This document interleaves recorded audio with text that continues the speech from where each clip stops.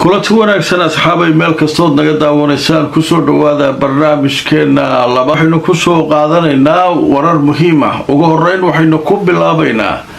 ciidamada ilaalada kacaanka Iiraan ayaa sheegay in ay soo rideen mid ka mid ah diyaaradaha Mareykanka uu leeyahay kadib markii ay kusoo xadgudubtay sida ay yiraahdeen biyaha Iiraan dushooda inay soo gashay macnaha badda Iiraan inay soo gashay. haddaba sidee wax u dhaceen diyaaradda nooceeda iyo waqtiga la soo riday iyo gantaalka lagu soo riday ayay ciidanka Iiraaniyiintu faahfaahin kaga bixiyeen. ilaa haddana ma jiro wax rasmi ah oo dhanka Mareykanka ka soo baxay oo ku saabsan sheegashada Iiraan ama beeninaya ama rumaynaya intaba. haddaba warbixintan oo goordhow lagu daabacay wakaalada wararka ee yiraahdo Anadolu ayaa waxay qortay Iiraan waxay sheegtay inay soo riday diyaarad daroon ah oo Mareykanku ay leeyihiin taasoo dul maraysay biyaha gobolka oo markaa ay ku soo dhawaatay dhanka Iiraan. haddaba warbixintu way sii socotay waxaa la sheegayaa in Iiraaniyiintu ay soo rideen diyaaradda daroonka ah oo nooceedu yahay MQ-1 waxaana la sheegay in ay lahaayeen ciidamada Mareykanka waxayna dul maraysay biyaha gobolka dhanka Iiraan ayay soo gashay. haddaba bayaan rasmi ah oo ay soo saareen ciidanka ilaalada kacaanka Iiraan ayay sheegeen saakay oo axad ahayd in diyaaradaasu ay dul heehaabaysay hawada gobolka iyadoo marka dambana soo gashay dhanka Iiraan. waxay sheegeen inay u isticmaaleen gantaalaha cusub ee Iiraan dhowaan ay la soo baxday oo difaaca cirka ah kuwaasoo ay sheegtay in ay ku soo riday markii gantaalkaas uu ku dhacay diyaaradda. marka waxaa la sheegayaa waa toddobaadkii labaad diyaaraddii saddexaad oo Iiraan ay sheeganayso inay soo riday oo daroon ah oo Mareykanku ay leeyihiin.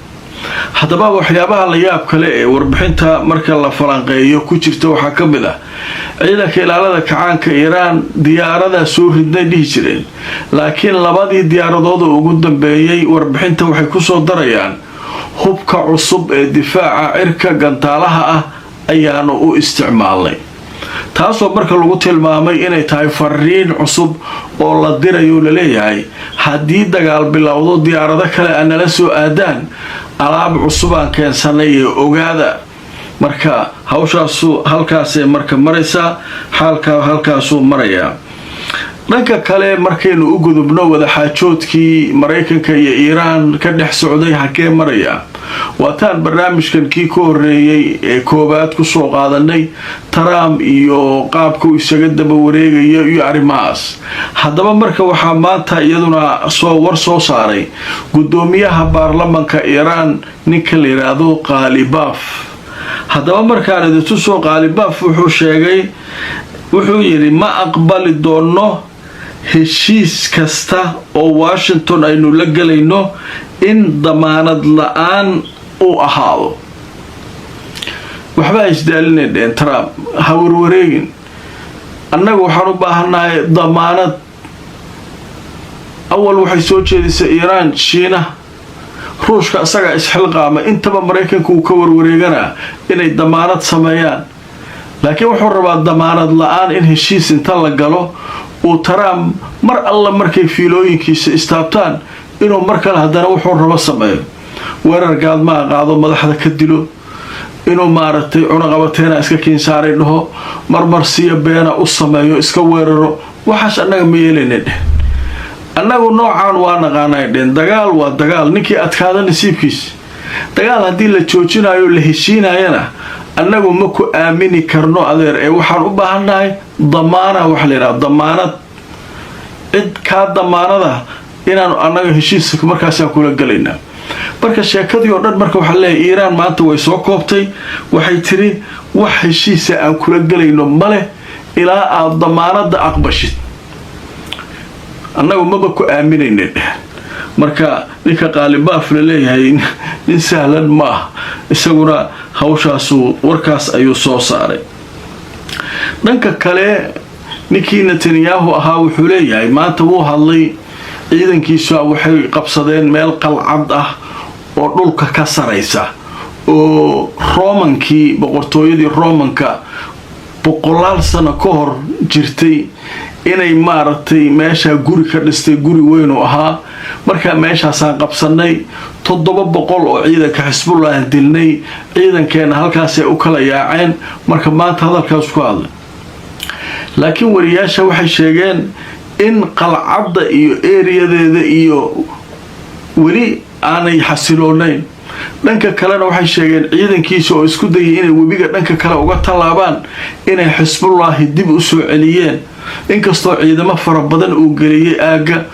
duqeymo badanna uu ku hayo dhanka kale Xisbullah iyaguna waxay kaga jawaabayaan duqeymo kale oo ay ku garaacayaan magaalooyin dhowr ah haddaba markaan tuso Netanyahu wararkiisa warbixinta laga qoray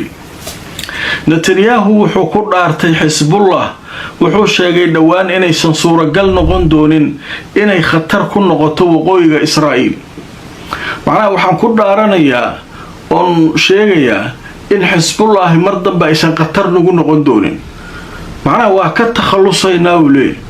wax walba waxaan hayna waa ku ridaynaa marka waxaan qaadnay weerarka ma dambaysa waana ku qaadayno Xisbullah u dhigay saas uu dhaaranaya marka waa arki doonaa kulay hadduu ka takhalusay Xisbullah meeqa sanay jirtaa maxaana loo sameeyay taas waa muhiimada moogtay dina wuxuu yiri Xisbullah hadduu ka takhalusay sidaan fudud mar hore muxuu ka takhalusi waayay mar walba uu la diriraa waa la jibiyaa koonfurta Lebanon soo gala waa la jibiyaa haddana wuxuu yiri marka ugu dambeeya isaga carari doona marka xaalku marka halkaas oo isaguna maraya hadaba qaybtan waxaynu ku soo qaadanaa intaanu barnaamijka ku jirnay wixii warara ee soo kordha kuwa ugu waaweyn hadaba qaybtan waxaynu kaga hadli doonaa arrimaha Gaza arrimaheeda wali way taagan yihiin wafdi ka socda Hamas ayaa tagay dhawaan magaalada Qaahira waxay la kulmayeen gudidii iyo hawlihii iyo waxay yiraahdeen meeshan xabad joojin wax leeyahay oo Israa'iil ay tixgelinayso ma jirto way soo baxdaa qofkii rabtay weerarta qofkii rabtay dishaa ayadoo tii aanu ku dul qaadanayno oo xabad joojintii ilaaliyayna tahay ee haddana Netanyahu iyo wasiiradiisu waxay leeyihiin 70% Gaza anaga haysana 30 noo dhiman waa qaadanayna marka baxal laga heshiinayeen heshiiska yaala muxuu ninku leh anaaba ku qaadanaya adiga maxaa marka kala heshiinay ninka heshiis ma barabe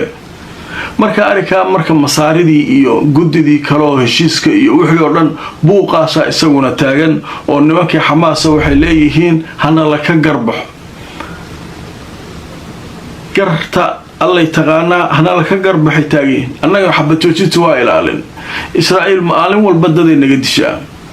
مركا حالكم مركا هالكاسو مرا مركا نين كترسن أحسابته معارض كإسرائيل أيها وحوش أيها وحير إن نتنياهو مالكو إبابي إلى حد بابا نصدره كذا قبل لونوين عسكر على الدلي وحبال الدعوة عيجوك تاسال اسكيلي وابحنا إيران قالني إيران واتمدى نقولكت هذا حزب الله كسعتا مر حداس يمني أنا إسكالني نمك حوتيين وحير ورنكا نفتو نقول له ماشان دجال وحن هيد ما بنوضوا له نكان marka sheekadu marka halkaas ay baraysaa qodobadaas ayaa ugu waaweynaa barnaamijka wararka soo kordhay intaynu kala baqnayn hadii alla idmo wixii akhbaar ay soo dhaca waxaynu idin kula socodsiin doonaa barnaamijyadeeda kale soo socda like gareey oo share gareey barnaamijka inta aan mar kale barnaamij kale ku kulmayno meel kasto aad joogtaan